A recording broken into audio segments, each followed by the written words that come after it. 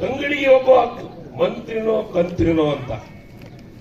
ಜನಾರ್ದನ್ ರೆಡ್ಡಿ ಅವರೇ, ನಾವು ನಿಮ್ಮನ್ನೆಲ್ಲವೂ ನೋಡಿದ್ದೀವಿ, ನಿಮ್ಮ ಇತಿಹಾಸ ಎಲ್ಲ ಗೊತ್ತಿದೆ.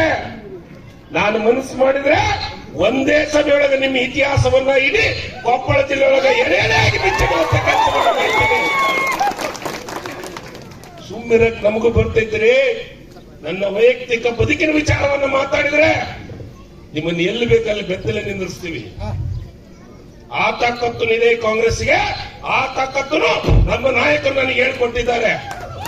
ನಿಮ್ಮ ವಿಚಾರ ಸುಳ್ಳು ಹೇಳಕ್ ನನಗೆ ಬರಂಗಿಲ್ಲ. ನಾನು ಸತ್ಯ ಹೇಳಿದ್ದೀನಿ. 15 ಲಕ್ಷ ಕೊಟ್ಟಿದ್ದೀರಾ ಏನ್ರಿ? ಯಾರು ಕಪಾಳ ಕೊಟ್ಟಿದ್ದಾರೆ ಜನ ಗೊತ್ತಾಗತ್ತೆ. 2 ಕೋಟಿ ಉದ್ಯೋಗ ಕೊಡ್ತೀನಿ ಅಂದಿದ್ರು, ಕೊಟ್ಟಿದ್ದೀರಾ? ಬಿಜೆಪಿ ಒಂದು ವಾಷಿಂಗ್ ಮಷಿನ್ ಇಟ್ಟಾರ ಪಾರ್ಟಿ ಆಫೀಸ್ನಾಗ.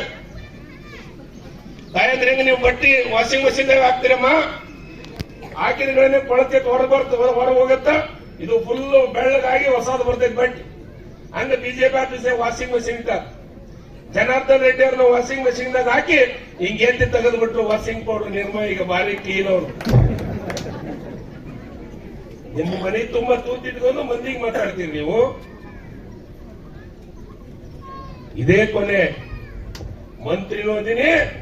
ಮಾತು ಬಂದ್ರೆ ನಿಮ್ಮನ್ನ ಏನೇನು ಮಾಡಿದಿರಿ ಅನ್ನೋದನ್ನು ಎಲ್ಲದನ್ನು ಹೇಳಕ್ ನಾನು ಸಿದ್ಧನೇ ಇದ್ದೀನಿ. ಇವತ್ತ ನಡೀತಾ ಇರೋದು ಸತ್ಯ ಮತ್ತು ಸುಳ್ಳಿನ ಮಧ್ಯೆ ಚುನಾವಣೆ ಅನ್ನೋ ಮಾತನ್ನ ಇಲ್ಲಿ ಹೇಳಕ್ ಬಂದಿದ್ದೀನಿ.